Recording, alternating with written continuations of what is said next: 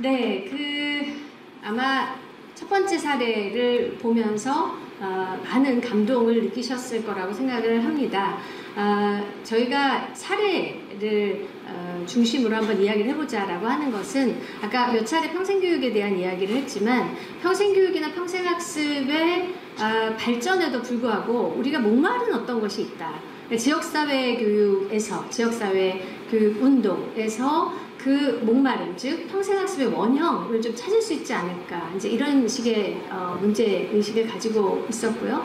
그래서 이번 콜로키움에서는 콜로키움으로 되게 포럼이라고 많이 하잖아요. 그죠? 포럼 심포지움 하는데 콜로키움으로 하자. 우리가 같이 이야기하자. 집담회라고 번역을 하죠. 함께 이야기하는 그런 시간을 좀 만들어 보자. 이야기하지 않더라도 자기를 표현할 수 있는 그런 기회를 만들어 보자. 그래서 여러분들 앞에 놓인 어떤 질문지 같은 것들을 좀 만들어 봤고요.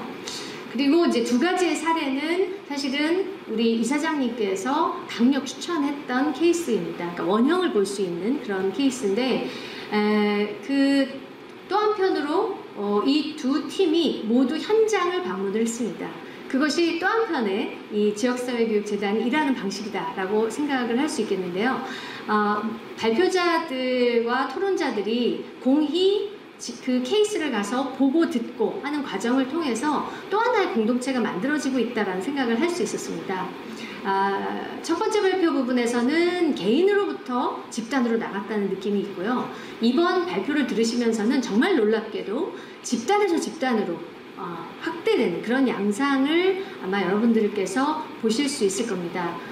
그리고 그 중심에 지금 이승희 관장님이 계신다라고 볼 수 있을 것 같습니다. 그래서 여러분들이 주의 깊게 어떻게 조직이 그 자체로 진화하는가라고 하는 부분에 초점을 맞춰보시면 각 지역에서 일을 하실 때 어떤 부분이 우리가 진화가 가능한가라는 문제의식으로 이어질 수 있을 거다라는 생각을 합니다. 여러분들 차례를 보시면 제가 준비위원장으로서 한 가지만 앞으로 진행될 내용에 대해서 도움 말씀드리면 함께 행하다, 함께 말하다, 함께 생각하다 라고 되어 있습니다. 이렇게 틀을 짓게 된 이유, 그리고 현장에서 일하실 때도 조금 도움이 되지 않을까라고 하는 부분은 어떤 실천이 이루어지는데 실천이 공유가 잘 되지 않습니다. 그래서 함께 행하다는 실천 사례입니다. 그래서 행한 부분인데 그것을 가능하면 날 것 그대로 함께 해보자 라고 하는 그런 문제의식이고요. 그래서 남우선 대표님도 인생과 더불어 어떤 사례를 이제 나눠주신 것이다 라고 볼 수 있겠고요. 지금 이승희 관장님 마찬가지로 말씀드릴 겁니다. 그리고 함께 말하다라고 하는 것은 그 옆에, 그러니까 사례만 가지고는 사례 자체를 내부에서만 보게 되기 때문에 밖에서 보는 말하다를 하나 추가하자라고 하는 의견이었고요. 그리고 마지막에 함께 생각하다라고 하는 것은 지금 굉장히 많은 평생교육, 평생학습과 관련된 연구가 있음에도 불구하고 사례와 접목이 잘 되고 있지 않습니다. 그래서 사례를 일반화하는 데 어려움이 있거든요. 감동하고 끝이면 사실 확산이 안 됩니다.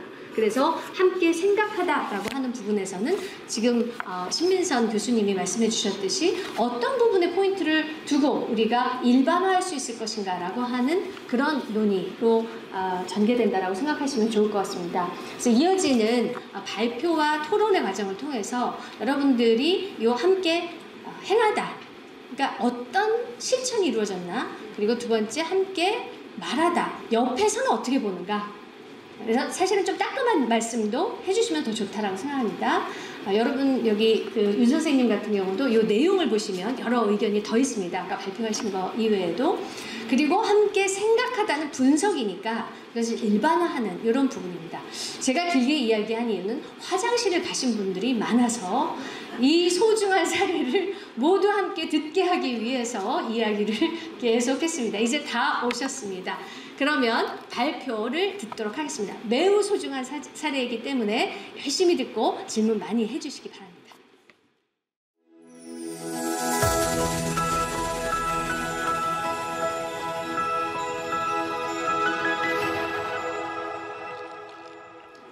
네, 안녕하세요. 저는 고양시에서 주민들하고 도서관을 함께 운영하고 있는 이승희라고 하고요. 그 남우선 선생님만 남우선을 먼저 이름을 버리신 게 아니라 저도 제 이름을 버리고 시냇가로 살고 있습니다. 네, 저희 동네는 그 도서관 네트워크로 들어오면 다 별명을 부르거든요. 아이들이 지어준 제 별명은 시냇가입니다. 시냇가라고 합니다. 제가 말이 좀 느려서 서둘러서 하겠습니다. 되게 아까 그 발표하신 거 이희수 교수님, 최은실 교수님 다 듣는 내내 행복했어요. 제가 공부하는 게 굉장히 갈증이 났었거든요. 이렇게 재밌다니 막 이러면서 열심히 들었거든요. 근데 좀 주눅이 들었습니다. 왜냐면 다 박사, 교수 막 이러셔가지고 다들 문어체이신데 제가 발표할 건 다 국어체예요. 날것이고. 그래서 현장에서 실제 시민들은 이렇게 하고 배우는구나, 이렇게 하고 노는구만, 이제 이렇게 이쁘게 봐주셨으면 좋겠습니다. 동네를 굴려라 작은 마을의 위대한 살림 이야기. 이거 제가 지은 거 아니고 여기서 붙여주신 거예요. 고맙습니다. 저희 도서관 현수막이거든요. 돈이 없어서 한 글자 한 글자 아이들이 만든 거예요. 14명의 아이들이 캘리그라피로 만들었고요. 저 광목 A4 용지를 잘라가지고 바느질해서 저희가 현수막으로 쓰고 있습니다. 근데 이제 시간이 지나니까 이게 더 가치가 있다고 하더라고요. 그러면서 이제 어떻게 이렇게 이쁘게 만들었냐 하는데 저는 가난하면 돼 이렇게 말하죠. 돈이 없으면 되더라고요. 네, 돈이 없어서 만든 현수막입니다. 저희 도서관은 동네에 1년에 2번 잔치를 하거든요. 동네 봄잔치, 그 다음에 동네 겨울잔치.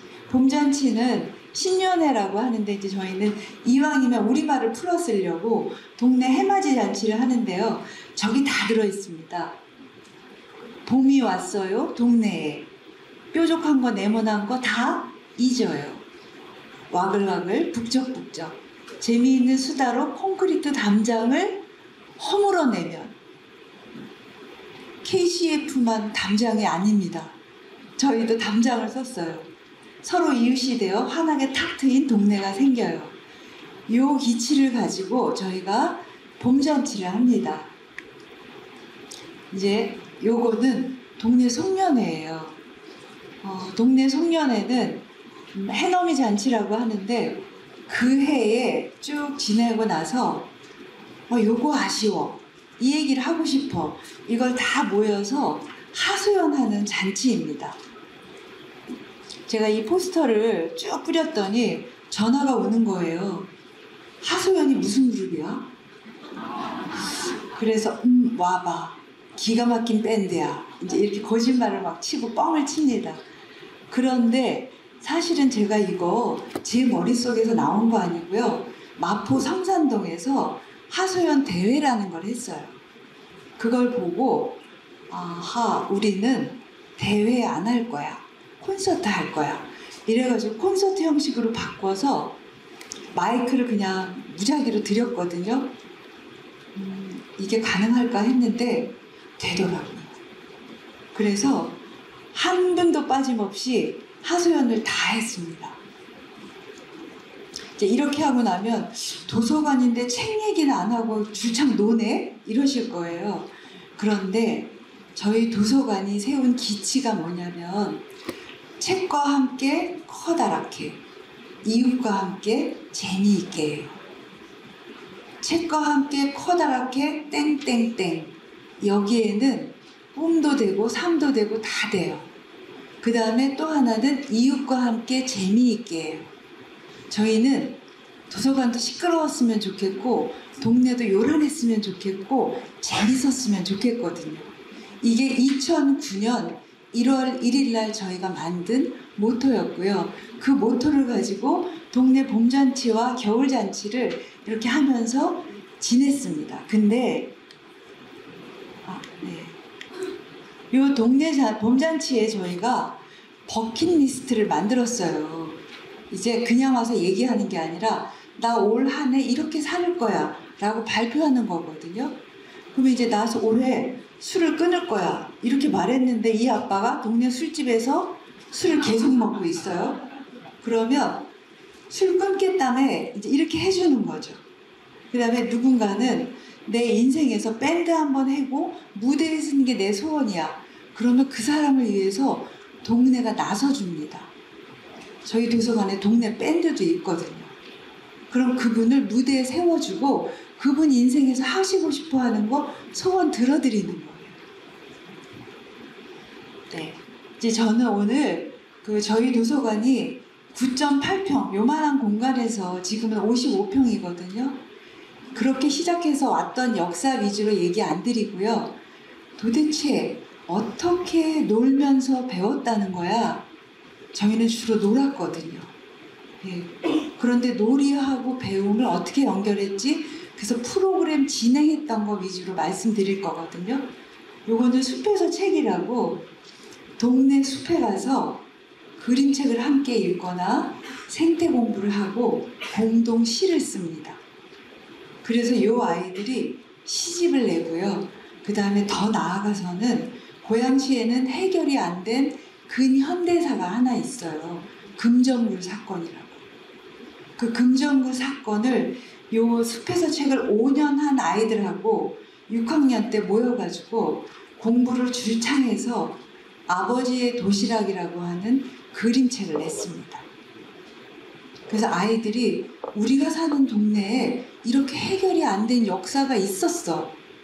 이게 대한민국의 근현대사야. 이걸 또 같이 공부한 거죠. 지금은 숲에서 책이요. 고학년 반, 저학년 반 따로 있습니다. 네. 요게 이제 초등학교 고학년, 저학년 반 나눈 거고요. 이 포스터도요. 제가 그린 거 아니고요. 달력 찢어서 만든 거예요. 그러니까 없으면 다 가능하게 되더라고요. 근데 제가 그린 건 줄 알고 도서관이 어쩜 이렇게 잘 만들었어 이러는데 이게 어느 유명한 분의 그림을 달력으로 만든 거라 하더라고요. 근데 제가 이제 저희 도서관에 누가 달력을 주셨길래 여백이 많네. 이거 가지고 포스터 만들어야지. 이래서 이제 포스터를 만드는 거죠. 네. 숲에서 책 아이들이 숲에 가서 이렇게 작업을 합니다. 근데 아이들만 공부하는 곳이 아니에요. 저희는 사실 아이들은 놀고 어른들은 공부해야 돼가 저희 도서관의 모토입니다. 그래서 아빠들이 그림책을 읽고 공부합니다. 근데 이 아빠들을 도서관으로 끌어오기까지 쉽지 않았죠. 자, 먼저 시작한 게 그 엄마였어요. 그림책 읽는 엄마들을 먼저 하고 나니까 엄마들이 이렇게 좋은 걸 나만 하는 게 억울해. 그리고 육아는 함께 하는 거고 가족은 함께 사는데 나만 이만큼 깨달아서 가면 남편한테 잔소리를 하게 돼. 그래서 남편도 공부를 했으면 좋겠어. 이래서 엄마들이 먼저 그림책 읽는 엄마들을 한 다음에 저 아빠들을 어떻게 끌어왔냐면 조건이 술 먹고 책 읽을게. 이거였어요. 그래서 맥주를 먹고 그림책을 읽었습니다. 예. 그런데 정말 서글픈 게요. 엄마들은 그림책을 읽고 먼저 뭐부터 시작하냐면 아이부터 시작해요.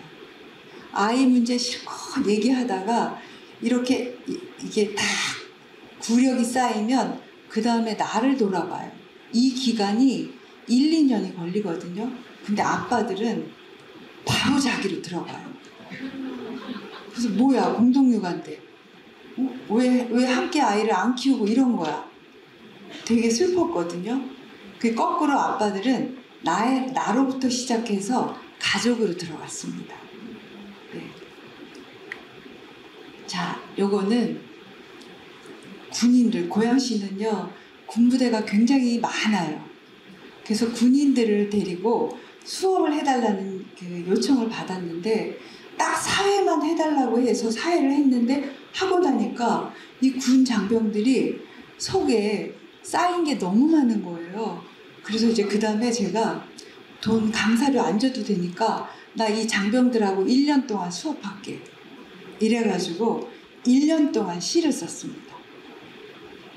여기 누가 있었냐면 옥태견이 있었어요. 아마 제가 사심이 있었을 수도 있어요.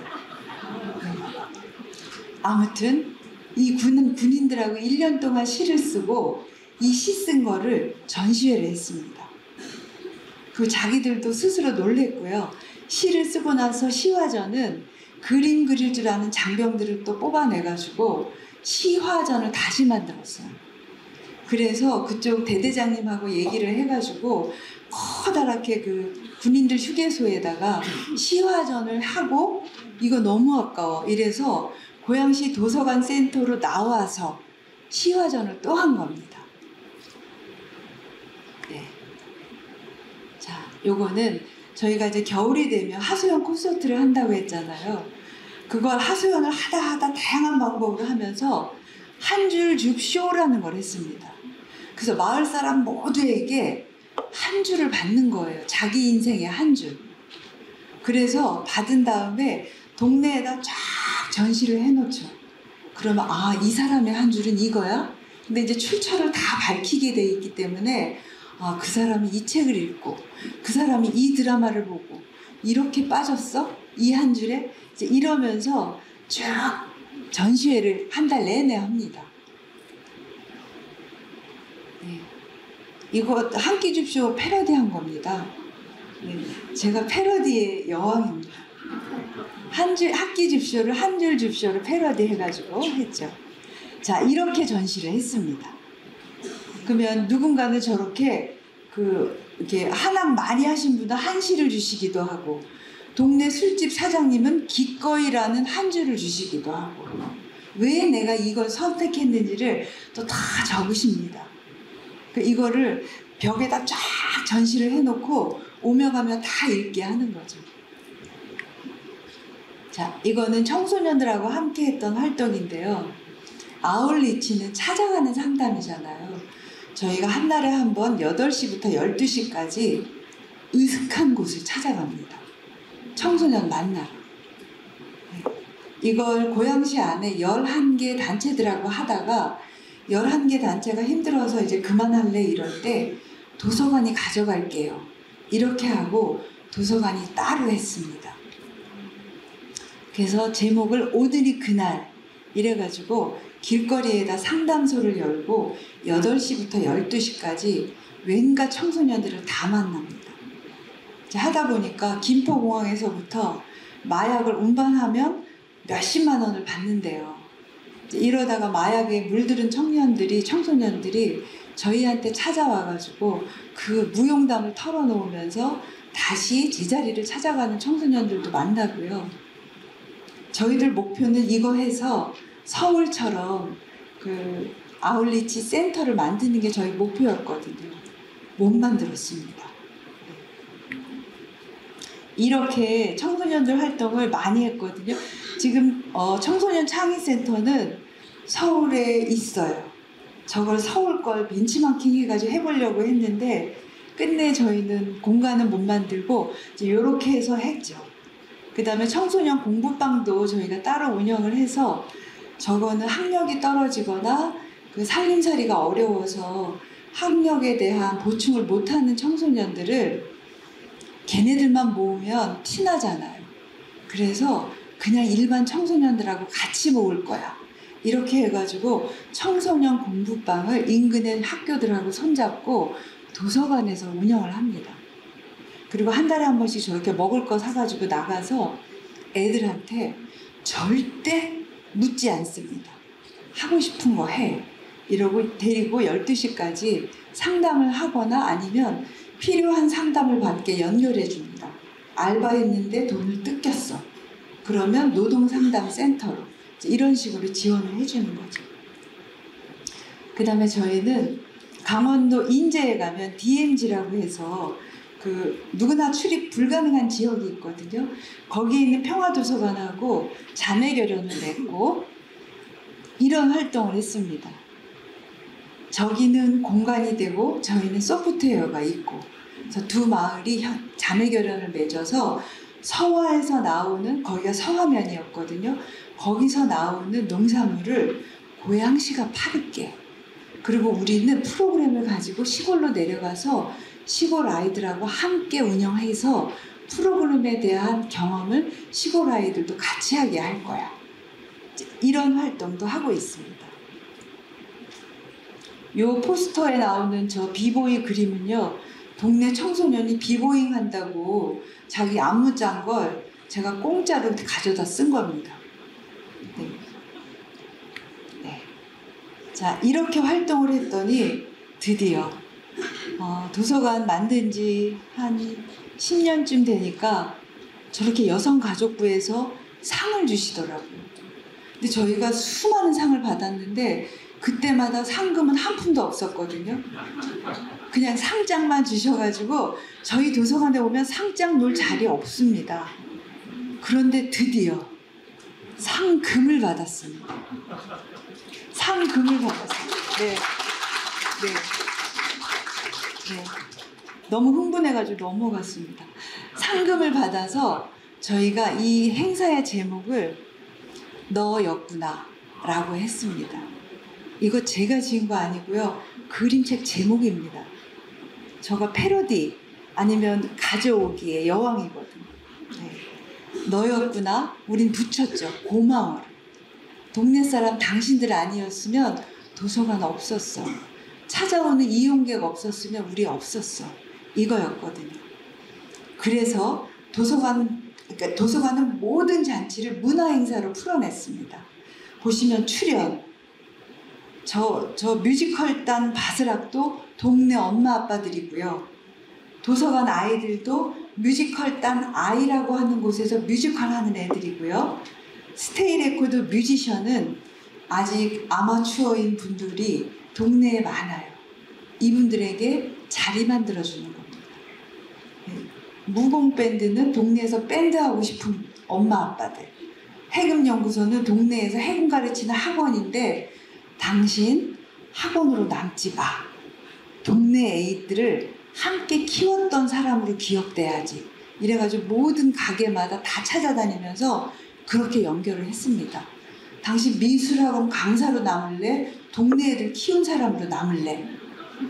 이래가지고 동네에 학원 하시는 분들을 다 네트워크로 엮어내는 겁니다. 자, 이렇게 해서 저희가 도서관 한턱잔치를 또 요란하게 했죠. 저희는 절대 조용한 도서관이 아니거든요. 자, 밴드도 있습니다. 우리 동네 활짝 열린 밴드 봄날은 온다. 이 밴드의 출범식은 백설이의 봄날은 간다로 시작했습니다. 백설이는 봄날은 간다를 했지만 우리 동네는 봄날이 오고 있어. 여전히 봄이야. 이래서 11기인데요. 14기까지 돼 있습니다. 매번 밴드가 기수가 다르거든요. 그럼 1기부터 13기까지 쭉 하는 분도 있고 난 요번에 아카펠라 하니까 치고 빠질래. 뭐 이러는 분도 있고요. 놀자판이죠, 도서관이. 조용하지 않습니다, 저희 도서관이. 네. 그런데 조건이 있죠. 이 밴드에는 반드시 청소년을 끼워 넣습니다. 어른들만 하지 않고요. 동네에는 아이들, 청소년, 어른이 모여야 동네야. 이게 저희 모토입니다. 자, 도서관이어서 낭독 콘서트도 했습니다. 제목은 달마다. 부제가 책 그리고 음악입니다. 음악이 낭독하는 거에 배경으로 깔리는 걸 원치 않아요. 음악은 음악대로, 책은 책대로 단 주제를 드립니다. 어느 해에는 색깔만 했어요. 4월은 노랑, 5월은 빨강 이런 식으로 6월은 초록. 또 어떤 해에는 이렇게 주제어를 주기도 하고요. 자, 이러면 마을 주민들은 저 주제에 맞는 글을 뽑아서 읽으시는 거예요. 나 책 못 찾았어. 이러면 자기가 써서 갖고 와서 읽으십니다. 음악하는 분은 초록에 맞게 와서 연주하시거나 노래하면 되고요. 그렇게 토크쇼를 5, 6년 진행하다가 코로나를 맞았습니다. 네. 자, 저희는 읽는 동네에서 쓰는 동네로 바뀌었습니다. 도서관이 읽는 도서관인데 저희 도서관은 시끄러운 도서관, 쓰는 도서관, 노래하는 사람들, 춤추는 마을, 이런 게 저희 꿈이에요. 시작은 이거였습니다. 사지나 시가 되어라. 저분이 어느 여고의 선생님이셨는데 사지나 시가 되라는 책을 펴내셨길래 제가 그걸 살짝 패러디해가지고 동네야 시가 되어라. 제가 이렇게 패러디 여왕이에요. 이렇게 해서 우리 동네는 앞으로 내내 쓸 거야. 이렇게 해서 시집을 냈습니다. 네. 이 시집이요. 세종 우수 도서로 선정이 돼서 상금을 1,000,000원 받았습니다. 네. 네. 저 여기 있습니다. 맨 앞에 빨간 이렇게 하는데 저고요. 동네 미술학원 원장님이 표지 그려주신 거예요. 그 지은이들을 특징을 잡아가지고 그림 그려주신 거예요. 55명이 시인으로 등단했습니다. 네. 자, 이렇게 해서 이제 찾아보세요. 누군지. 이제 이런 행사를 했죠. 저희가 도서관의 모토가 아이들은 놀고 어른은 공부하는 게 저희 도서관의 모토라고 말씀드렸잖아요. 저희는 어른들 공부를 이렇게 시킵니다. 콩 심은 데 콩나. 네 아이가 콩이 되려면, 팥이 아니고 콩이 되려면 네가 공부해야 돼. 당신이 공부하라고. 그러면 공부하는 당신을 보고 아이도 공부할 거야. 이래서 아이들은 모든 공부를 놀이로 바꾸어서 진행하고요. 어른들은 그냥 공부시킵니다. 그래서 콩 심은 데 콩 난다. 콩 강연이란 인문학을 쭉 해오다가 돈이 없어서 못했거든요. 이번에 KCF가 지원금 주셔서 콩 인문학이 다시 진행됐습니다. 네. 네. 정말 감사드려요. 네. 그 다음에 저희가 수상한 수학 가족 병원도 열거든요. 그 수학을 싫어하는 애들을 어떻게 하면 하게 할까 이래서 수상한 수학병원을 열어가지고요. 분수 때문에 아픈 애들은 분수만 고치고 가면 됩니다. 네, 소수점 때문에 아픈 애는 소수점만 고치고 가면 돼요. 네, 곱셈이 어려워. 그래서 힘들어. 얘는 곱셈만 고치고 가면 됩니다. 그리고 수상한 수학병원은 방학 때 잠깐 열어요. 평소에는 수상한 수학가족을 열어서 동네 고등학교 언니 오빠들하고 동네 아이들을 가족을 만들어주고요. 그냥 만나서 맥없이 놀지 말고 수학으로 놀아. 수학인 까닭은 국어는 해석이 다양해서 위험해서. 네, 수학은 정답이 하나잖아요. 국어는 해답이 있지 정답이 없잖아요. 그래서 저희가 수학으로 합니다. 이렇게 인연을 맺은 애들이 고3 때까지 가가지고요. 수능을 볼 때까지 합니다. 그리고 생일이 되면 동생 엄마들이 돈을 챙겨서 롯데월드 갔다 오라고 보내요. 둘을. 이런 일도 하죠. 자, 요거는 동아리예요. 우쿨렐레 동아리. 네줄 타듯. 네. 네줄 타기 하듯 놉니다. 처음에는 우금치에서 우리는 금요일에 치는 사람들 이거였는데 금요일날 못하게 된 거예요. 원래 우금치는 우금치 전투가 있죠. 동학혁명. 그거에서 딴 거였는데 금요일날 못하는 바람에 저희가 네 줄 타기로 바꾸고 네 줄을 타는 사람들로 이제 연주회를 합니다. 지금도 화요일이 되면 네 줄 타기 식구들이요. 네 줄 타고 그 다음에 동네에 공연해야 될 때가 있으면 공연 다니십니다. 자, 요거는 그림 그리는 동아리죠. 그림의 떡. 이젠 내 떡. 네. 그래서 그림을 그리고 싶은데 못 그려. 요거는요. 동네에서 미술학원 하시는 분이 와서 공짜로 가르쳐 주십니다. 네. 요거는 동네 그러니까 아줌마들, 아저씨들, 특히 아줌마만 모여서 예술 비빔밥이라고 해가지고요. 각본도 우리가 쓰고 배우도 우리가 하고 연출도 우리가 하고 마지막은 비빔밥 비벼서 함께 먹는 게 행사의 마지막이에요. 네, 무지 재밌습니다. 그 외에 고추장도 담그고요. 인권 이야기도 하고 엄청나게 놀아제낍니다. 그 숲에서 그 숲동아리 애들은 저렇게 시집을 엮어가지고요. 자기들 시로 따로 또 책을 엮어서 애들이 뿌듯해하죠.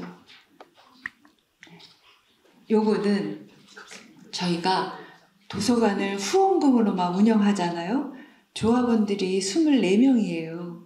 조합원들이 전적으로 운영을 책임지고 부족한 건 후원금에서 메꾸는데 그래도 운영하다 돈이 딸리면 때가 되면 저렇게 후원의 밤을 합니다. 일일 호프. 님도 보고 뽕도 따고 네. 술도 먹고 도서관도 살리고 이거야죠. 그래서 절대로 저희는 재미없게 안 합니다. 왁자지껄하게 공연을 제대로 하고요. 10,000원으로 신나게 진짜 놉니다. 이제 저렇게 놀고 나서 그 옆에 보면 책 없는 벼룩 없는 책 벼룩 시장을 계속 하다가 네, 최근에는 제가 보이스 피싱을 당해가지고요. 왕창 다 털렸거든요. 네, 왕창 다 털려가지고 저를 돕기 위한 벼룩 시장을 열었는데 금융사기 피해를 당한 보이스 피싱, 뭐 구제 살리기, 책 벼룩 시장 이렇게 해가지고 벼룩 시장을 한다고 열었더니 고양시 일각에서 물건들을 주신 거예요. 그래서 도서관을 한 달 동안 다 접고 장사만 했습니다. 그래서 저희가 돈을 꽤 모았어요. 그랬더니 도서관 조합원들께서 제가 얼마나 가난하겠어요. 도서관 급여라는 게 뻔하잖아요. 그런데 또 보이스 피싱까지 당했으니 그거 남 줄 게 아니라 시냇가가 가죠. 저는 별명이 시냇가거든요. 그리고 우크라이나 돕는 거 조금만 돕고 이래서 제가 갔고 저희 조합원들이 따로 돈을 모아서 먹고 살기 힘든데 손가락 빨지 마 이러고 또 돈을 모아주셨습니다. 죄송한데 돈 모아주신 세 분이 저기 앉아 계세요. 잠깐만 박수 좀 부탁드립니다. 일어나 주세요. 네.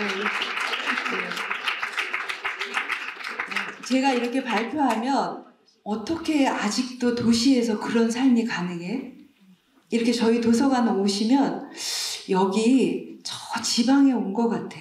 복도부터 달라. 이 얘기 하시거든요. 이건 저희 마을 방송국입니다. HBS 행신동 브로드캐스팅 시스템입니다. 네, 저희는 할 거 제대로 다 합니다. 네, 그래서 경기도 마을 공동체 고양시 거점 공간으로도 하고요. 방송국에서 저기서 팟캐스트도 하고 팟빵 찍어가는 분도 있고요. 녹음실 다 내드립니다. 한의사회, 경기도 한의사회에서 와서 녹음도 해가시고 녹화도 해가시고요. 자, 요거에 평생학습 카페 우리 이제 여기 계신데요. 고양시에서 지원금 받아가지고 평생학습 카페로 다양한 활동들을 펼치고 있습니다. 자, 이제 어느덧 마지막에 왔는데 작은 도서관은요. 작은하고 도서관이 띄지 않습니다. 우리나라에서 작은 도서관은 붙여서 고유명사예요. 도서관은 큰 도서관이고 작은 도서관은 하나의 붙어있는 작은 고유명사인데 저희는 9.8평에서 시작했거든요. 10평이 돼야 작은 도서관 등록이 됐는데 등록 안 됐습니다. 안 되면 어때? 우리가 등록 받으려고 한 거야? 이러고 그냥 했죠. 그리고 제가 하는 게 아니고요. 협동조합으로 운영합니다. 그래서 9.8평으로 시작했던 작은 도서관이 동네와 만나서 뭐가 될지 아무도 몰라요. 어떻게 튈지. 예. 그리고 나서 도서관을 딱 한 3년 하고 나니까 제가 이제 알겠는 거예요. 3년 내내 제가 했던 일이 아픈 사람들 상담하는 거였거든요. 도서관 와서 계속 울다 가세요. 그러면 제가 집에 가면 이상하게 머리가 아파서 술을 안 먹으면 안 되더라고요. 그래서 저는 주로 도서관 하고 한 5년 동안은 새벽 4시까지 집에 일찍 간 적이 별로 없어요. 제가 얌전하게 생겼죠? 술 먹으면 거의 난장판입니다. 그 무대에 올라가서 막 멋대로 놀고 이러거든요. 그러면서 생각했어요. 도서관이 뭘 해야 하지? 아니, 도서관 말고 작은 도서관이 뭘 해야 하지? 이러면서 곰곰이 생각했는데 동네 한의사 한 분을 통해서, 동네 한의사 분들을 통해서 깨달았습니다. 동의보감에서는 약의는 하수예요. 식의는 중이에요. 심의는 고수입니다. 도서관은 고수야. 자뻑하기로 했습니다. 네. 약의는 동의보감 허준 선생님도 인정하셨대요. 약의는 그냥 누구나 할 수 있어. 약 먹으면 되는 거야. 먹어서 치료하는 게 그 다음이야. 이거 누가 해? 집에서 하는 거야. 밥상으로. 그 다음 마음을 어루만지는 거. 이건 식구 아닌 다른 사람이 해줄 수도 있는 거거든요. 물건이 해줄 수도 있는 거고. 도서관은 마을의 심의가 될 거야. 이렇게 이제 마음 먹은 거죠. 아니, 마음 먹은 게 아니라 그 일을 하고 있더라고요. 제가 기계치여서 이런 모든 것들은 동네 사람들이 만들어줘야 말합니다. 요거만 제가 넣었습니다. 제가 굉장히 좋아하는 책인데요. 혼자만 잘 살면 뭔 재민겨. 이게 저희 도서관의 모토입니다. 그리고 이 책에, 저 혼자만 잘 살면 무슨 재민겨 책에 이런 문장이 있습니다. 아주 무서운 힘은 여리고 정겨운 데서 나와. 저는 작은 도서관 9.8평이라는 공간을 통해서 저희가 아주 무서운 힘을 만들어냈다고 생각합니다. 그 정겹고 끈끈한 힘을 누가 막겠습니까? 여기까지. 다시 한번 우리 이승희 관장님께 뜨거운 박수 드리겠습니다. 전사를 말씀하지 않으셨지만 사실은 행신동에 공동육아에서 시작된 그런 도서관입니다. 그래서 공동육아, 아이들 어렸을 때 공동육아의 모임이 이어지면서 협동조합으로서 작은 도서관 운동을 하게 되고, 그 작은 도서관 운동의 동력으로 지금 새로운 패러다임을 좀 만들어 나가고 있다고 생각이 들고요. 한편으로는 다양한 지역에서의 평생학습 실천들이 이런 작은 도서관이라고 하는 플랫폼을 중심으로 묶이게 되면 새로운 가능성들을 얻게 되지 않을까라는 생각도 듭니다. 자, 그러면 김호석 선생님이 함께 말하다를 해주시겠는데요. 굉장히 오랜 시간 동안 행정직에서 옆에서 보고 또 서포트 해주셨던 분입니다. 박수를 청해 드리겠습니다.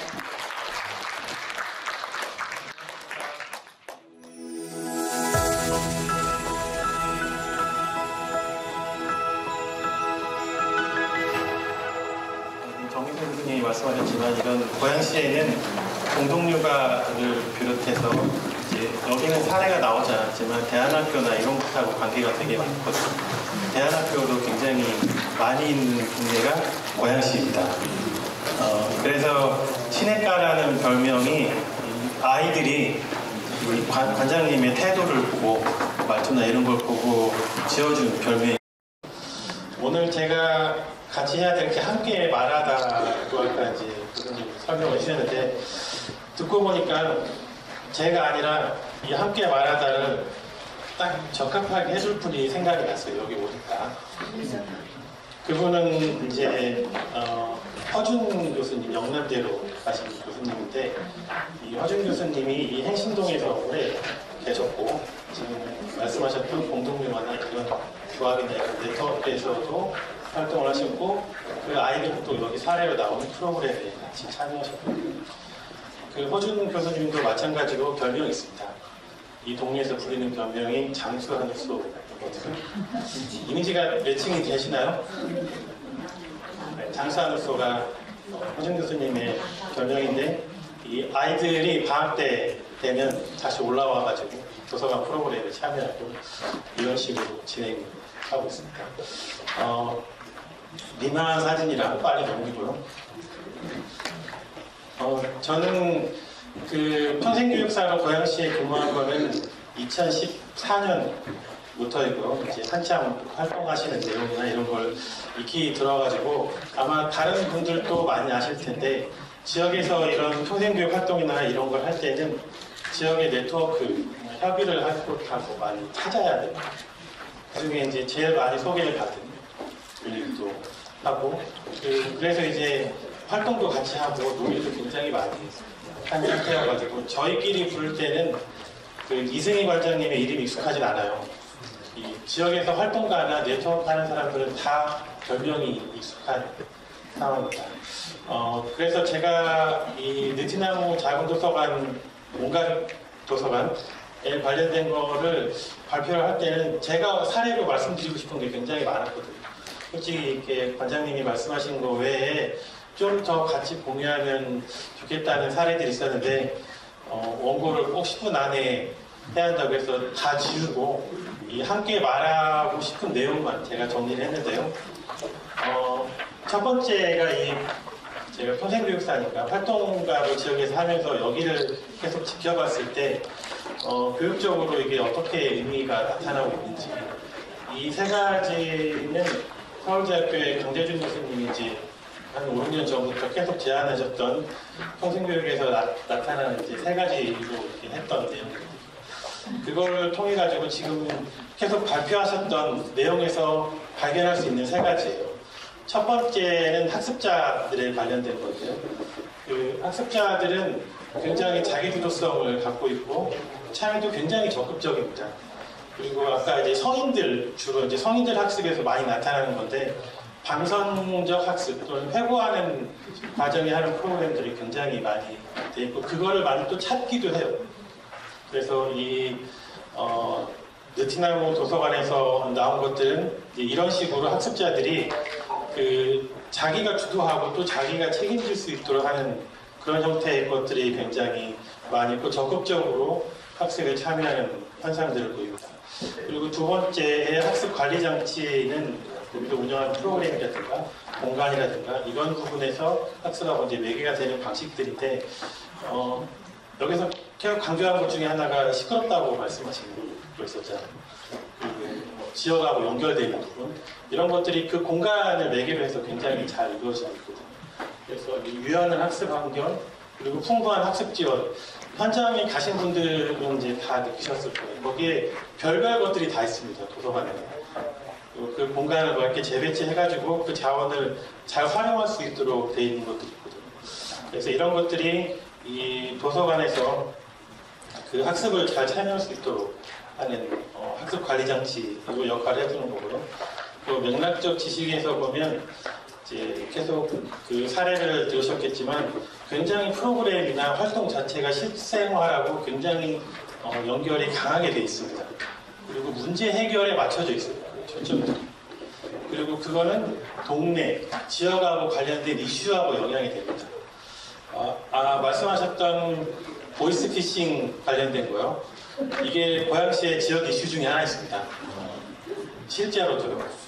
그래가지고 본인이 소문을 이렇게 냈는지는 모르겠는데 소문이 나가지고 그런 여러 가지 사업들도 이루어지고 그리고 그거에 대해서 순기능 중에 하나가 그 보이스피싱이나 이런 거에 대한 경각심도 늘어나고 그 교육도 확산되는 계기가 됐어요.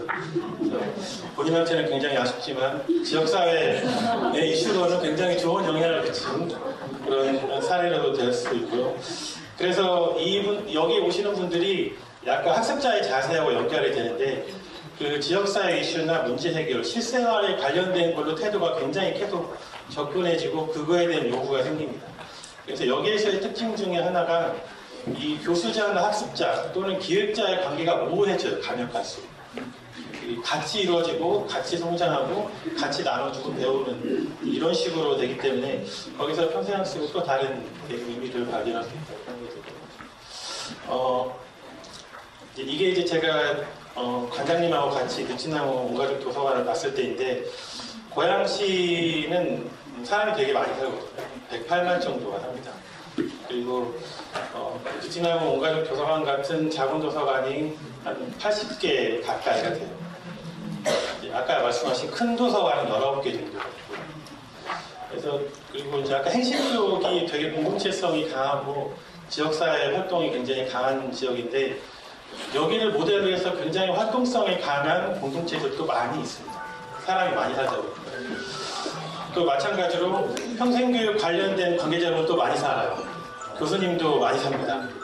뭐 땡땡 여대 교수님도 사시고, 그다음에 국가평생교육진흥원 본부장님도 사시고 많이 사시는데 이런 분들은 동네살이를 잘 안 하세요. 그리고 연예인도 굉장히 많이 삽니다. 아주 유명한 연예인. 이 사람들도 동네살이가 별로 없어요. 그리고 고양시만큼이나 작가들이나 이런 분들이 많이 사는 데도 없습니다. 성공하려면 고양시에 거주지로 둬야 된다고 뭐 이런 얘기도 있는데 이런 분들도 동네 사례가 그렇게 많지는 않습니다. 그 동네 사례를 하는 사람들은 우리가 잘 아는 그런 그룹들의 한 두세 계단 밑에 있는 단역을 하시는 분들, 평생교육 관련된 분들도 그런 최고 전문가라기보다는 지역 활동을 하기 괜찮은 분들, 이런 작은 도서관 베이스 이런 분들이 많이 하시고 또 진행과 관장님만큼은 아니겠지만 지역의 활동가들도 굉장히 많이 사십니다. 그래서 제가 개인적으로 고양시에 왔을 때 좀 해봤으면 하는 것 중에 하나가 이런 학습의 현장들, 학습에서 발생되는 것들을 기록을 하고 싶었어요.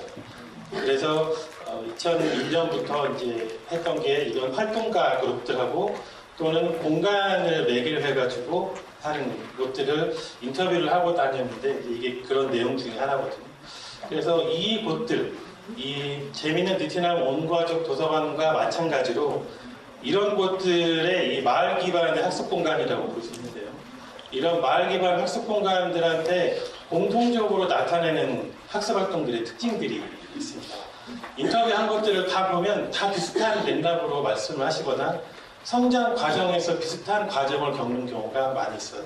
그래서 그것들을 좀 정리를 해보면 마을 기반이기 때문에 빠질 수 없는 정말 공동체 중심을 많이 하고요.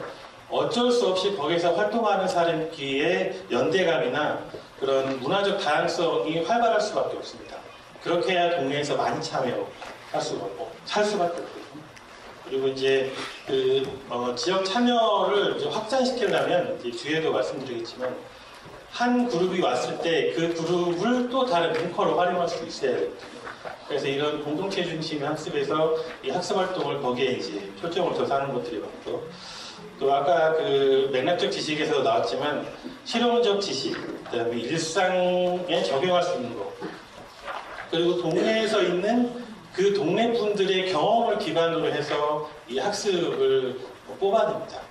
그런 것들이 마을 기반 학습 공간에서 주로 이루어지는 것들이고요. 또 하나가 이제 그 다양성과 포용성이 모두 특징적으로 나타나는 건데 물론 고양시는 다 그렇지 않습니다. 이렇게 많이 사는 데는 뭐 이런 표현이 그리고 뭐 계파가 나눠지기도 하고 자기만의 그 공동체들의 또 특징이 있지 않습니까? 공동체끼리의 배타성을 갖기도 하는데 그런 것들이 있는 경우도 있어요. 그런데 이 마을 전체를 기반한 것들만 뽑아서 보면 다양성과 포용성이 공통적으로 나타납니다. 그래서 다양한 연령대, 여기서처럼 이제 애들부터 나이 드신 분까지 전부 다 그렇게 프로그램을 참여하고 또 서로 다른 경험을 공유해가지고 다른 지역의 활동들을 나타낼 수 있도록 하거든요. 그래서 서로 이렇게 관계 맺기, 서로 이해하게 하는 부분들이 이제 학습 활동의 특징 중에 하나입니다. 그리고 이제 마지막으로 제가 인터뷰를 했을 때 이제 발견한 것 중에 하나는 이제 얼마 되셨죠? 지금 20년 가까이 됐어요. 가까이 되셨는데 되게 오래된 경험이거든요. 그리고 굉장히 모델이 됩니다. 그리고 이 모델이 돼서 성장하는 아까 배경들이 있는데 이 성장하는 배경의 세 가지 단계들이 거의 공통적으로 나타나요. 그래서 첫 번째가 여기가 물론 평생교육 시설이라든가 교육을 전담으로 하는 데들은 아니에요. 근데 어디나 어느 현장이나 어느 장면에서도 다 학습 활동이 나타납니다. 그래서 첫 번째는 이런 것들이 처음 시작하거나 이제 모임을 만들거나 할 때는 이 학습 자체가 목적은 아니에요. 목적이 아닌 경우가 많습니다. 그래서 이 학습을 대부분 매개로 사용하거든요. 그래서 아까 이제 사람들을 모이게 하는 방식이죠. 관심사를 서로 나눌 수 있거나 뭐 이런 식으로 하는 걸로 그 사람들을 모이게 하는 겁니다. 그래서 그 사람들 모여서 이제 관계를 맺게 하고 네트워크를 확장시키고 상호 연결하는 것을 학습을 도구로 이렇게 진행이 되고요. 그렇게가 이제 조금 더 진행이 되면 그 안에서 이제 사람들이 만나면 아까 맥주 마시면서도 하고 뭐 여러 가지 하지만 이 사람들이 관계를 맺기 시작하면 별별 얘기들이 막 왔다 갔다 하거든요. 거기서 또 다른 관심사가 도출되기도 하고 또 다른 문제가 나타나기도 합니다. 네, 그 문제는 마을기반 학습공간에서 특징은 마을의 문제들입니다. 그리고 마을의 문제들은 분명하게 자기네들의 주체성을 갖기 마련이에요. 그래서 그걸 해결하기 위한 얘기들이 막 나옵니다. 그래서 자기가 자기 배경에 있는 네트워크를 끌고 오기도 하고요. 이걸 어떻게 해결할 건지 해서 그 안에서 관계에서의 학습 활동들이 일어나고 또 다른 프로그램으로 나타나기도 하고 이런 식으로 발전을 하고요. 이제 그렇게 되면 이제 여기 지금 그 관장님의 재밌는 베트남 온가미 도서관에서 다 발견하셨겠지만 확장을 하는 것들이 나타나거든요. 그래서 심화학습을 하거나 학습 동아리나 모임들이 생겨나고 또 다른 실천적인 적용이 생깁니다. 이때쯤 되면 주변에서 관심들이 많아져요. 숟가락 얻기가 시작됩니다. 상도 무지하게 주고요. 돈도 주게 되고요. 저도 숟가락 얹으려고 여기를 간판 하나 내주고 이런 식으로 이렇게 좀 이렇게 하는 걸로 되게 해서 이 공동체에서 나타나는 이런 것들이 이제 자발적 학습 활동을 통해서 가치를 실제로 이렇게 적용하고 지역을 성장하게 되는 것들이 이 세 단계로 나타나는데 이게 한번 이루어지고 끝나지 않아요. 모임이 이루어지고 네트워크가 변할 때마다 다시 돕니다. 그래서 이게 계속 이렇게 하나만 도는 게 아니라 이 한 지점에서 다시 시작돼서 또 돌거든요. 그래서 이 계속 도는 것들이 굉장히 다층적으로 네트워크를 구성하게 됩니다. 그러면 이 네트워크는 또 어떻게 되냐면 고양시의 사례처럼 또 다른 지역, 또 다른 동네에서 시작하게 되는 것을 만들게 됩니다. 그래서 아까 이 전에 세션 1에서 말씀하셨던 그 지역 대학 말씀하셨는데 고양시 같은 경우에는 이런 것들이 이런 마을 기반 학습 공간들이 단과 대학처럼 연결될 수 있는 그런 모양새가 될 수 있을 것 같아요. 그래서 여기서 제가 좀 공유를 드리고 싶은 것은 여기 이제 재단에서도 좀 관심을 가지셨으면 하는 것인데요. 시간이 빨리 끝내야 되죠. 원고에 나와 있지 않은 내용인데 제가 지금 갖고 있는 한계 문제 상황들을 좀 공유를 드리고 싶어요.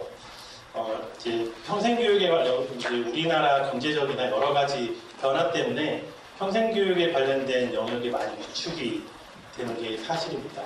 그런데 여기에는 우리가 스스로 이렇게 반성해야 될 부분도 있는데 그 중에 하나가 아까 신민선 교수님이 말씀하셨던 공공 영역이 다 해야 되는 걸로 바뀐 인식들 중에 하나가 있어요. 그래서 모든 부분을 공공 영역이 주체를 가지고 해야 한다고 인식이 되는 게 많거든요. 그래서 나타나는 문제점 중에 하나가 이런 작은 공간들, 작은 단체들 이런 데들이 다 죽어요.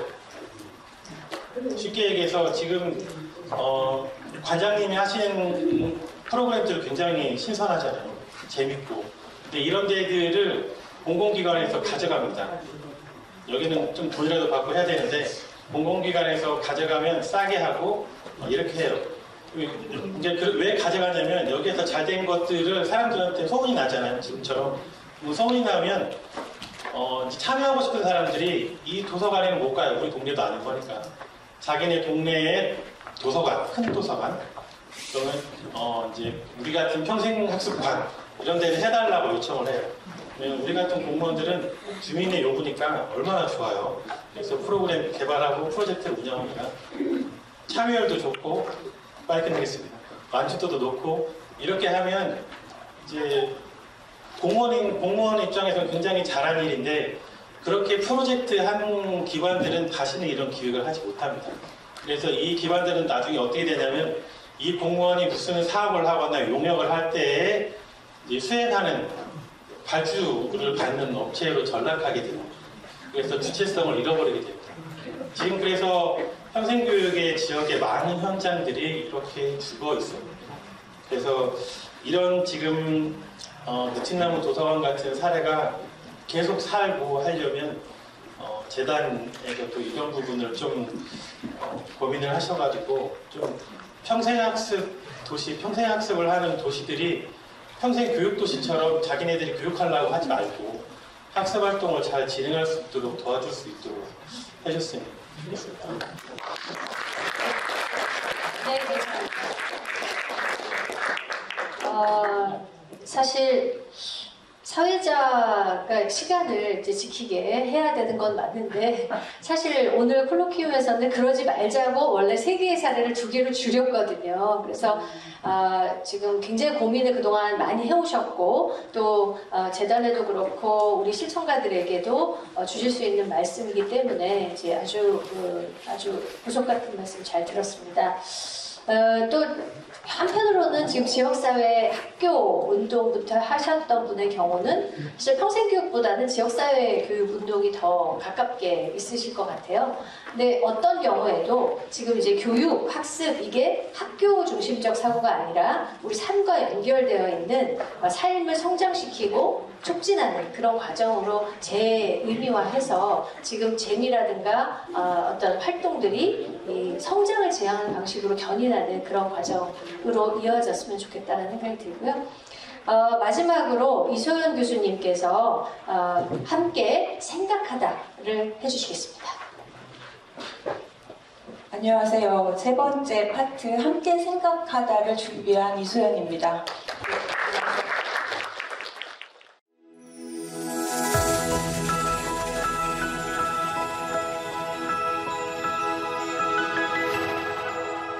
관장님을 뵈러 저희 넷이 또 우리 김수현 사무총장님도 같이 가셨지만 이 청소년의 으슥한 방이라는 저 코너가 정말 저의 눈길을 또 사로잡았었습니다. 그런데 그것뿐만 아니라 동네 사람이 자기가 가진 모든 음식들을 공유하는 공유 냉장고도 있고 또 보이스피싱을 당했던 우리 시냇가, 쫄딱 망한 시냇가를 위해서 내일처럼 나서주는 또 벼룩시장이 열리기도 하고 그리고 동네 문제를 하소연해서 콘서트를 열면 바로 문제 해결회가 열리는 동네 그리고 46명의 동네 사람들이 함께 모여서 생각을 담아서 시집을 낼 수 있는 이 아름다운 동네 그리고 무엇보다 사춘기 아들 녀석이 세상 고독을 혼자 씹고 싶을 때 안전하게 숨을 수 있는 마을에 안전지대가 있다는 동네가 있다라는 것에 대해서 우선 굉장히 놀라웠습니다. 보시면 관장님이 창의력과 어떤 전환적인 생각들이 굉장히 톡톡 튀지만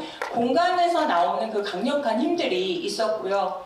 그리고 이제 한편에서 제가 개인적으로는 이제 또 저도 한때 지역사회 교육 운동에서 작은 도서관 운동에 함께 했던 그 옛 추억이 이렇게 떠오르면서 운동가로 남지 못한 이유는 나는 무엇일까 이런 작은 성찰 비록 다른 곳에서 활동은 하고 있지만 관장님을 보면서 그런 좀 소회를 느끼면서 저의 이야기를 시작하도록 하겠습니다. 저는 정민선 교수님께서 시작에 좀 열어주셨듯이 저희 이승희 관장님의 우리 도서관 사례는 이 집단이 어떻게 성장하고 또 마을 안에서 집단으로 어떻게 확산되는가 학습적인 측면에서의 성장과 활동들이 그런 맥락을 우리가 보려면 학습의 사회적인 이론적인 면에서 한번 바라봐야 되지 않나라는 측면이 있었어요. 그래서 지역사회 교육 운동의 원리와 철학을 좀 담아서 제가 3가지로 좀 정리는 했지만 저의 결론은 제가 동그라미 그려서 아예 그냥 결론부터 보여드릴 건데 재미있는 느티나무 온 가족 도서관을 중심으로 10가구가 도서관 협동조합을 모여서 우리의 가치를, 아이를 잘 키워내겠다는 가치를 중심으로 모였지만 결국은 이것이 가족과 또 지역을 넘어서 마을로 향하는 와중에 마을에서 만난 여러 사람들과의 어떤 정체성, 그리고 커뮤니티를 이루면서 소속되고 연대하는 가치의 힘, 그리고 공유되는 힘을 느끼면서, 그리고 여기에서 우리 또 김홍석 선생님도 말씀해 주셨지만 소소한 실천들이 강력하게 따라온다는 사실들, 그리고 그것이 경험으로 학습으로 우리가 함께 소소하지만 우리가 행복한 마을을 만들 수 있고 기어이 우리 사회를 바꿔나갈 수 있다라는 그런 곳에 합의된다라는 점에서는 지역사회 교육 운동의 맥락과 크게 다르지 않았다. 이게 사실은 저의 이야기의 이제 결론입니다. 첫 번째 제가 좀 관심을 두었던 내용들은요. 도서관의 존재 이유입니다.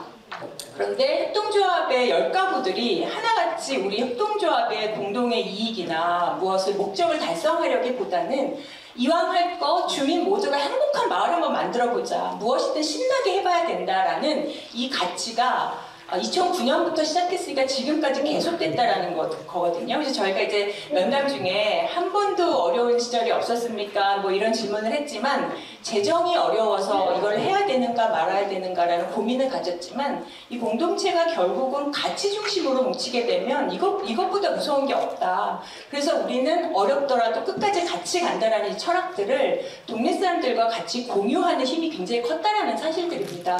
그래서 보통 우리가 커뮤니티를 조금 나눠볼 때 번화되는 지역성이 로컬 중심, 지역성 중심의 커뮤니티냐 아니면 공동체성이 중심이 되는 커뮤니티를 냐라는 특성을 좀 가지고 보면 제가 볼 때는 관장님이 도서관 중심으로 마을 그 마을의 공동체는 공동체성이라는 굉장히 강력한 연대의 힘을 중심으로 하는 커뮤니티의 특징을 갖고 있다라고 판단이 되었습니다. 이렇게 공통의 가치와 유사한 정체성을 가진 사람들이 보통 가지게 되는 것들은 이제 인격적인 친밀감이나 또 독특하게 정서적인 색채를 공유하는 그 느낌들이 있어요. 그리고 그들만의 역사와 히스토리를 만들어내고, 그리고 이것이 사회적인 결합을 탄탄하게 만들어내고, 그리고 무엇보다도 거스를 수 없는 건 시간의 연속성입니다. 그래서 어렵고 힘들었던 고난들을 함께 이겨냈던 힘들이 결국은 이제 커뮤니티를 단단하게 하지 않았나, 이제 이런 생각들이 들고요.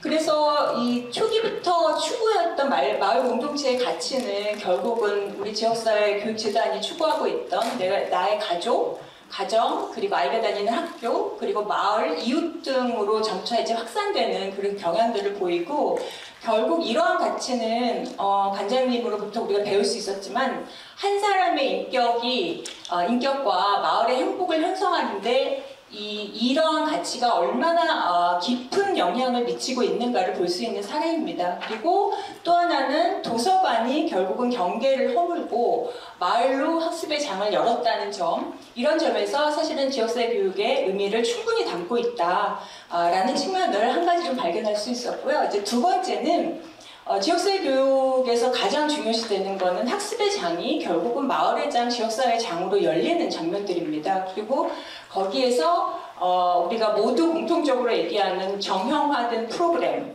그리고 누군가를 기어이 바꾸겠다라는 의도와 목적을 가지고 단편적으로 진행되는 프로그램들이 굉장히 많은데, 이제 그거와는 다른 그 과정 속에서 주민들의 적극적인 참여와 그다음에 실천들이 일어나는 것까지 이어지는 그런 살아있는 학습 실험실로서의 원형을 갖고 있다라고 저는 생각되었어요. 특히 이제 동네 인문학, 마을 자원 새로 알기에서 굉장히 재밌었던 거는 만보를 걷다가 딱 멈췄을 때 우리 마을을 바라볼 때 내가 그간 보지 못했던 새로운 장면, 내가 만나지 못했던 사람, 길가의 작은 돌, 이런 거를 발견할 수 있다는 거예요. 그래서 이 마을에 살고 있던 나의 관심부터 끌어내는 이 놀라운 이 프로그램의 기획력들을 저는 굉장히 놀랐는데, 그런 어떤 지금 보셨던 그 많은 프로그램들이 결국은 이 마을의 문제, 그 다음에 해결하는 방안에까지 이제 이어지는 것들을 아마 앞에서 사례에서 많이 보셨을 거예요. 그래서 하소연 콘서트, 뭐 보이스피싱 같은 경우는 우리 관장님은 살려내셨고, 이제 이런 것들을 통해서 결국은 같이 살아가는 사람들의 어떤 생활의 문제, 실제적인 문제 문제의 가치들을 직면하고 이것을 함께 해결해 나가는, 그래서 그게 프로그램으로 정철되지 않고 살아있는 학습의 실험실로서 역할을 해낸다는 것은 굉장히 지역사회 교육에 있어서의 중요한 의미라고 저는 생각하고 있습니다.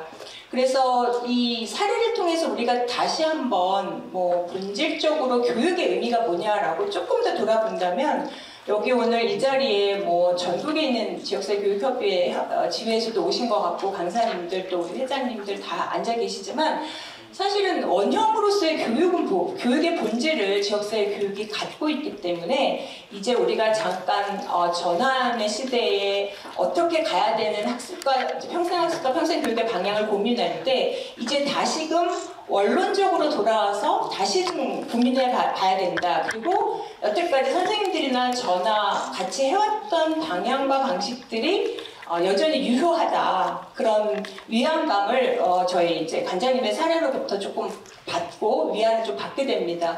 그래서 이 세 가지를 조금 다시 정리해 보면, 교육의 본질적인 것을, 교육이 무엇이어야 하느냐, 학습이 무엇이어야 하느냐라는 아주 본질적인 측면을 보면, 이 지역사회 교육이 추구하는 것은 정말 철학적인 개념으로서 교육의 본질을 이제 성취할 수 있는 개념으로 보는 거죠.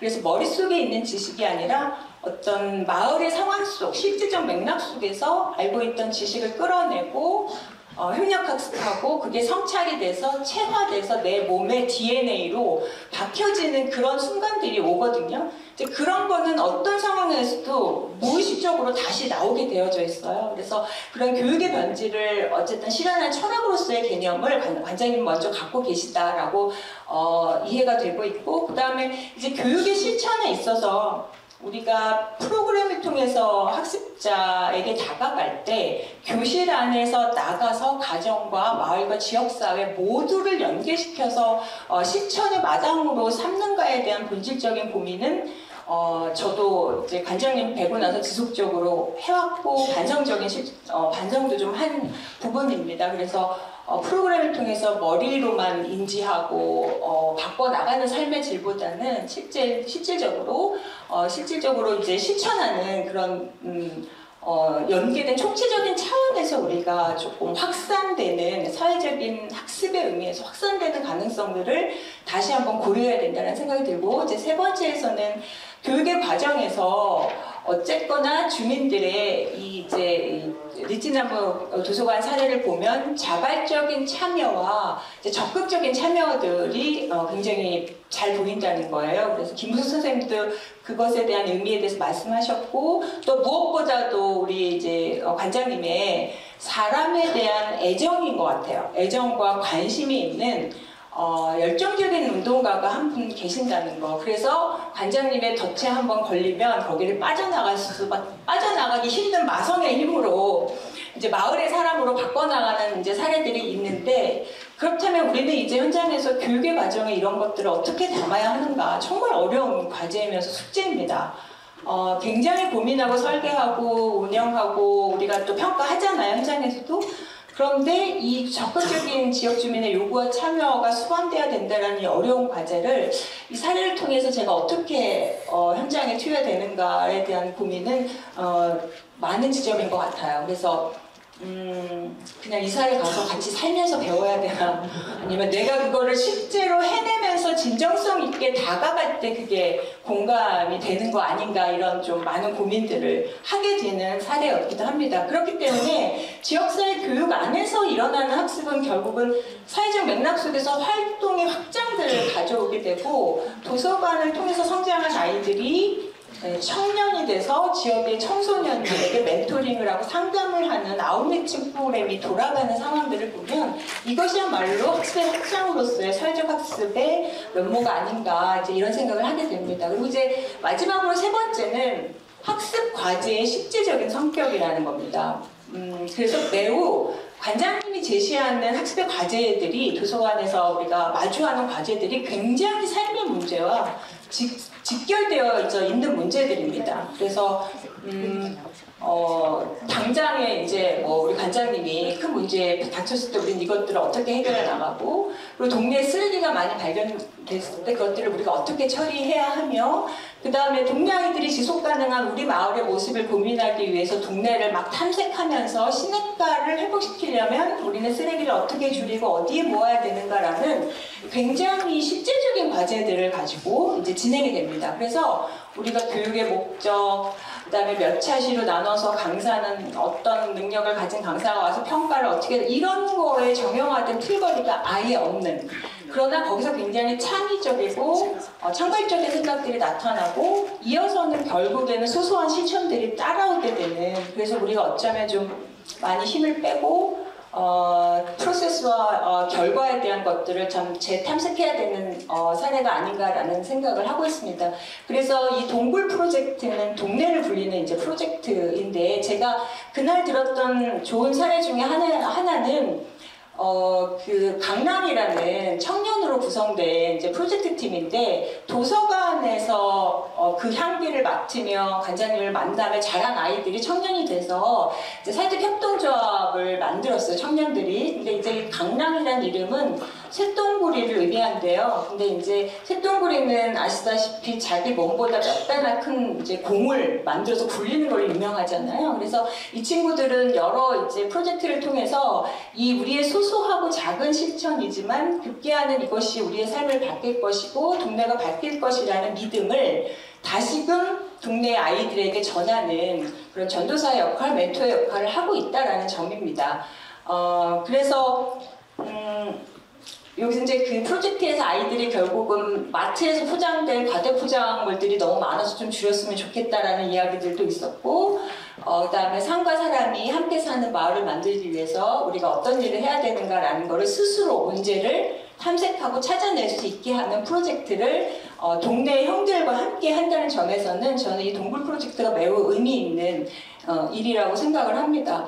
그래서 이 과제의 실제적인 성격이라는 것은 이게 뭔가 추상적으로 이게 함께 잘 살고 연대해야 되고 뭐 양보해야 되고 공유해야 된다는 이런 개념이 아니라, 실제로 아이들이 나가서 지역에 나가서 어떤 문제가 있고 그게 내 삶에 어떤 문제에 영향을 미치고, 비록 초등학생이지만 우리가 할 수 있는 일들이 무언가를 스스로 탐색할 수 있는 그런 과정을 부여했다는 측면에 있어서 우리가 이 지역을 학습의 장으로 볼 때 어떻게 프로그램을 조금 고민하고 설계하고 접근해야 되는가, 그러니까 누가 가르치고 누가 배워야 하는가를 완전히 이제 그 정형화된 틀을 뺀 케이스들이거든요. 그래서 스스로 독립적인 사고와 적극적인 참여를 또 할 수 있고 자발적으로 자기가 스스로 자기를 평가할 수 있는 이런 측면들은 결국은 우리가 이 성인학습이나 평생학습에서 추구하는 자기주도적 학습의 그 과정하고 다르지 않다. 그래서 그 모든 과정에서 혼자 판단하고 스스로 계획하는 것도 있지만 함께 참여했던 사람들의 직관적인 이야기와 경험을 성찰하고 그거를 받아들일 수 있어야 되고, 그걸 무조건 다 받아들이는 게 아니라 그 안에서 나 개인의 탐색과 개인의 방송적인 실천, 그리고 결정을 해낼 수 있는 능력이 이제 비로소 우리가 가져야 되는 필요한 교육과 학습의 결과가 아닌가라는 측면에서 보면 이제 거의 이제 뒤로 넘어갔죠. 마지막으로 그렇다면 결국은 우리 지역사회교육재단이 그동안 추구한 지역사회 교육 운동이라는 이제 교육적인 교육 철학을 본 사례가 기반으로 하고 있다는 점.